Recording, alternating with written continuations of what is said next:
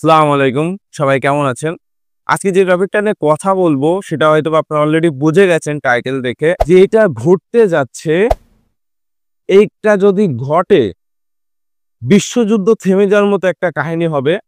কারণ মেসি রোনালদোর যে রাইভেলরি, পুরো বিশ্বজুড়ে যে রাইভেলরি রয়েছে মেসি ফ্যানেদের এবং রোনালদো ফ্যানেদের মধ্যে যে রাইভেলরিটা চলে, এটা বিশ্বযুদ্ধের থেকে কম নয়।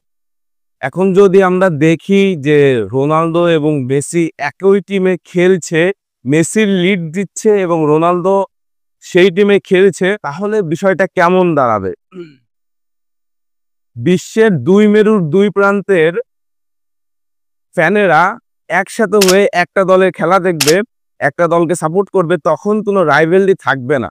একবার কল্পনা করে দেখুন ব্যাপারটা কেমন হবে। টকে স্পোর্টস এবং স্পোর্টস কিডা রিপোর্ট করেছে যে রোনালদো আল নাসের থেকে লোনে ইন্টার মিয়ামিতে আসছে খেলার জন্য ক্লাব ওয়ার্ল্ড কাপ।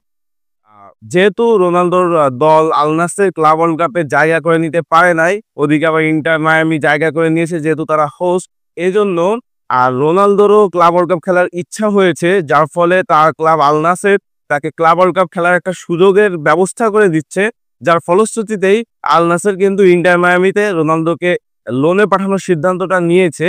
এখন জানি না গুঞ্জনটা কতটা সত্য। যদি আসলেও সত্য হয়, অবিশ্বাস্য বিস্ময়কর একটা ঘটনা ঘটতে যাচ্ছে আমাদের সামনে। রোনালদোর সরি মেসির আন্ডারে খেলবে রোনালদো, এটা কল্পনা করা যায় না। আমরা এতকাল দেখে এসেছি মেসি রোনালদোর রাইভেলরি, সেটা আপনি আর্জেন্টিনা পর্তুগালের ম্যাচ বলেন, আপনি বার্সেলোনা কিংবা রিয়াল মাদ্রিদের ম্যাচ বলেন, কিংবা আল নাসের এবং পিএসজির ম্যাচ বলেন, কিংবা ইন্টার মিয়ামি এবং আল নাসেরের ম্যাচ বলেন, যতগুলো 1-to-1 খেলা হয়েছে এদের মধ্যে সবকিছুতে কিন্তু রাইভেলরি ছিল চরম উত্তেজনাপূর্ণ।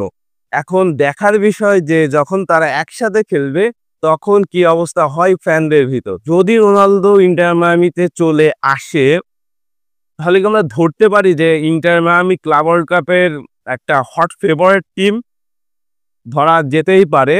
কারণ মেসির যে আইকিউ লেভেল, মেসির যে পাসিং স্টাইল, হয়তো বয়স হয়ে গেছে তাদের, আর স্ট্রাইকারে যদি রোনালদো থাকে, তাদের জুটি, তাদের কম্বিনেশনে ইন্টার মিয়ামি যে ক্লাব ওয়ার্ল্ড কাপ একটা ভালো পর্যায়ে যাবে, এটা নিঃসন্দেহে ভাবা যাচ্ছে এখন। কারণ এর আগে আপনার রিয়াল মাদ্রিদ, তারপরে আপনার লিভারপুল, সিটি, এদের ভিড়ে যে ইন্টার মিয়ামি কোথায় হারিয়ে যেত, এটা আমরা চিন্তা করতে পারতেছি না যে ইন্টার মিয়ামি একটা ভালো পজিশনে যাবে। বাট রোনালদো আসছে, রোনালদো মেসির জুটিটা, আবার সুয়ারেজও সেখানে রয়েছে, আলভা, জর্ডি আলভা, বুস্কেটসরা রয়েছে। আমরা চিন্তা করে নিতেই পারতেছি যে ইন্টার মিয়ামি ভালো একটা পজিশনে যাবে ক্লাব ওয়ার্ল্ড কাপে, যদি কিনা ক্রিস্টিয়ানো রোনালদো আসে। এখন ক্রিস্টিয়ানো রোনালদো আসবে কিনা সেটা সময়ের সাপেক্ষ, সময়ের ব্যাপার, সময় বলে দেবে, ভবিষ্যৎই বলে দেবে যে ক্রিস্টিয়ানো আসবে কিনা ইন্টার মিয়ামিতে। বাট যদি আসে, অবিশ্বাস্য একটা কাহিনী ঘটবে তখন। পুরো পৃথিবীতে মনে করেন একটা বিশ্বযুদ্ধ থেমে গেলে যেমন একটা পরিস্থিতি হবে, ঠিক সেম একটা পরিস্থিতি হবে তখন। তো আশায় আছি আমিও যে ক্রিস্টিয়ানো ইন্টার মিয়ামিতে আসুক।